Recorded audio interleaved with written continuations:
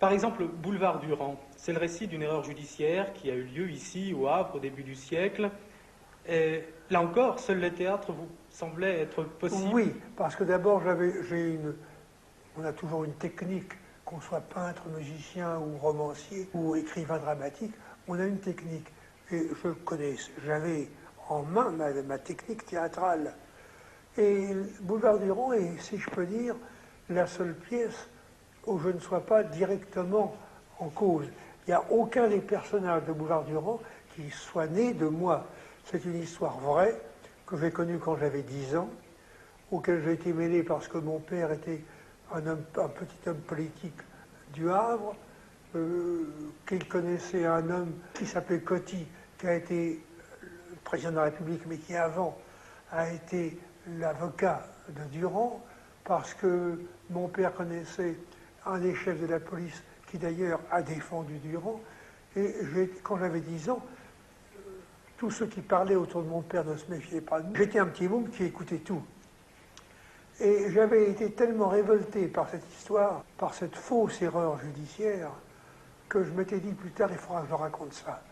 Puis les années passaient, j'écrivais mon œuvre, et je dis que je ne veux pas finir d'écrire pour le théâtre avant d'avoir raconté l'histoire de Durand.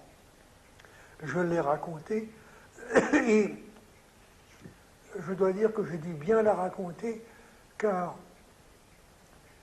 j'ai reçu, avant de la faire jouer, je l'ai publiée. Et les syndicats du Havre ont lu mon œuvre, Boulevard Durand. J'ai reçu une lettre du syndicat des ouvriers charbonniers, qui étaient dans le fond les fils de Boulevard Durand, de Jules Durand, et ils m'ont dit, vous êtes un honnête homme, vous avez dit ce qu'était la vérité.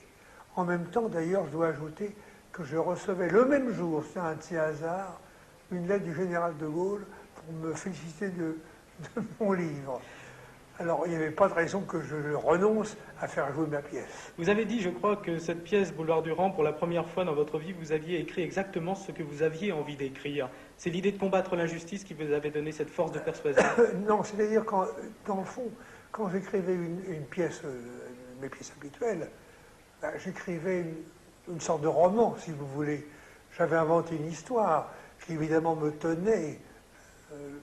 Presque tous mes personnages sont des reflets plus ou moins difficiles à saisir, mais qui sortaient de moi. Tandis que là, je voulais raconter une chose que j'avais vue. J'ai l'impression que la vérité, pour vous, c'est quelque chose d'important, et que c'est la principale vertu. C'est pour moi la seule chose importante.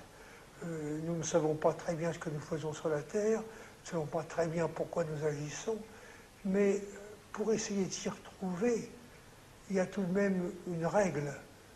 C'est d'essayer d'y voir clair, et si on y croit qu'on voit clair, de dire cette clarté.